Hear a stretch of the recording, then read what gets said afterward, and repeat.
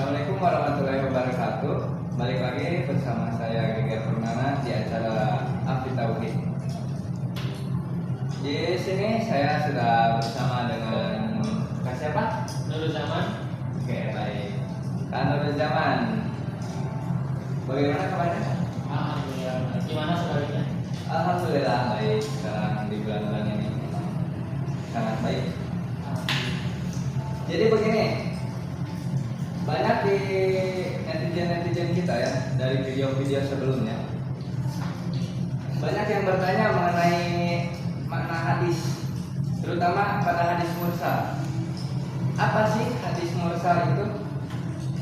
Bagaimana menurut Hadis mursal sendiri diambil dari kata mursal itu asal, jadi dia terputus. Jadi menurut beberapa ulama, hadis mursal itu adalah hadis yang dimana periwayat sahabat itu hilang. Jadi kan hadis itu kan urutannya dari Nabi Muhammad SAW, entah itu ucapan atau perbuatan. Setelah itu dilihat atau didengar oleh para sahabat, baru sampai kepada kita. Sedangkan hadis mursal itu periwayat sahabatnya hilang, jadi langsung biasanya diriwayatkan oleh tabi'in, baik itu tabi'in yang kecil atau besar, istilah tabi'in kan kecil. Nah, jadi hadis mursal itu adalah definisinya adalah hadis yang riwayat sahabatnya itu hilang. Jadi hadis mursal itu ya guys, hadis yang riwayatnya dari sahabatnya hilang. Iya, betul. Jadi putus dari tabi'in. Putus dari sahabat langsung ke tabi'in. Putus dari sahabat langsung ke tabi'in. Betul. Jadi begitu. Baik, sudah terjawab pertanyaan dari. Oke, terima kasih telah menjawab tadi pertanyaan dari saudara Dimas. Dan sekarang dilanjut dari pertanyaan saudara Sanusi. Saudara Sanusi di sini bertanya, apa saja contoh hadis mursal? Contoh hadis mursal ya. Contoh hadis mursal itu apa? Ada banyak sebenarnya contoh hadis mursal. Saya ambil mungkin salah satu yang viral atau biasa didengar oleh kita. Hadis tentang berbuka puasa. Jadi hadisnya adalah bunyi haddatsana Musyaddad, haddatsana Husain, an Mu'adz bin Zuhra, annahu balaghahu anna Rasulullah sallallahu alaihi wasallam qala kana idza aftara qala Allahumma laka sumtu wa bika amantu wa la rizqika aftartu. Itu adalah salah satu hadis mursal. Yang artinya kami telah bertemu dengan Musyaddad telah bertemu dengan Husain dari Mu'adz bin Zuhra, bahwasanya dia telah diceritakan oleh seorang yang ceritanya adalah bahwasanya Rasulullah SAW bersabda bahwa jika kalian berbuka maka ucapkanlah Allahumma laka sumtu wa bika amantu wa la rizqika aftartu. Itu merupakan salah satu hadis mursal yang dimana periwayat yang hilangnya itu adalah dari tadi Mu'adz bin Zuhra. Dia kan diceritakan oleh seseorang.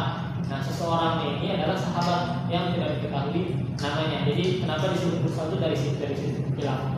Nah, hadis ini menurut beberapa ulama, terutama salah satunya adalah Syekh Al-Albani, beliau mengatakan bahwa ini merupakan hadis mursal yang begitu contoh. Jadi contoh dari hadis tadi dhaif ya, tapi itu contoh dari hadis mursal. Ya. Baik. Telah terjawab ya saudara Sanusi. Baik, untuk saudara pertanyaan yang selanjutnya dari saudara Jaidi. Baik, saudara Jaidi di sini berkomentar pandangan para ulama tentang hadis mursal itu bagaimana? Sebenarnya ulama memandang hadis mursal itu terbagi menjadi 3 kelompok. Ada kelompok yang pertama memandang bahwa hadis mursal merupakan hadis yang dhaif, jadi tidak bisa dipakai. Jadi hadisnya itu benar-benar hadis itu mungkin ada karena tabi'in bukan pembohong ya. Tapi keasliannya itu masih diragukan, jadi tidak bisa dijadikan dalil-dalil, terutama untuk dalil-dalil yang berkaitan dengan tauhid.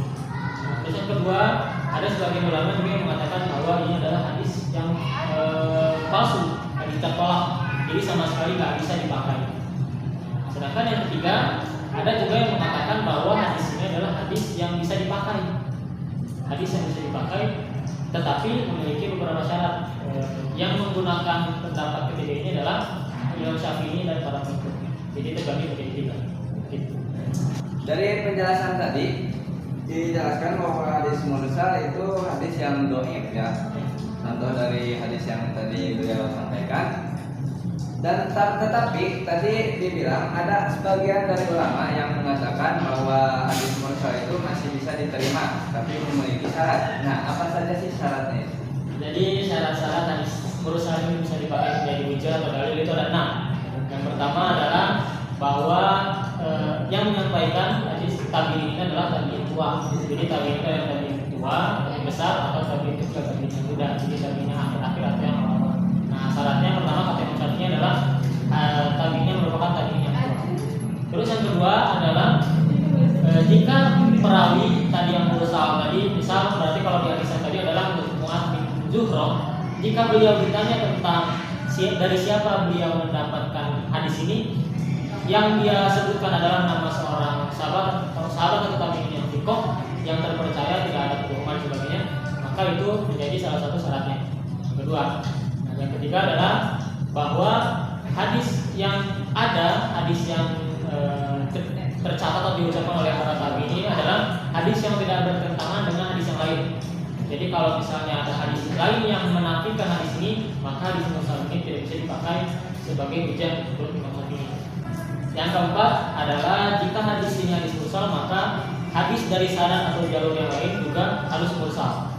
Gitu. Yang kelima adalah hadis yang diucapkan oleh para tabi'in harus sesuai dengan perkataan para sahabat. Jadi kalau misalnya ada sahabat yang mengatakan bahwa itu adalah bukan hadis Rasul atau tidak sesuai dengan apa yang diucapkan oleh Rasul, maka tidak bisa dipakai menjadi dalil atau hujah menurut Imam Syafi'i. Yang terakhir adalah hadis mursal ini biasa dipakai oleh para sahabat atau dipakai oleh para ulama-ulama terdahulu menjadi dalil. Nah, itu menjadi salah satu syarat yang karena hadis tersebut bisa dijadikan dalil atau hujah menurut begitu saudara. Terima kasih telah menjawab semua pertanyaan tadi. Untuk yang terakhir sekarang closing statement mungkin ada dari Kak Nurus teruntuk mahasiswa-mahasiswa dan pemirsa-pemirsa yang masih muda dan remaja yang ingin memahami hadis mursal. Boleh?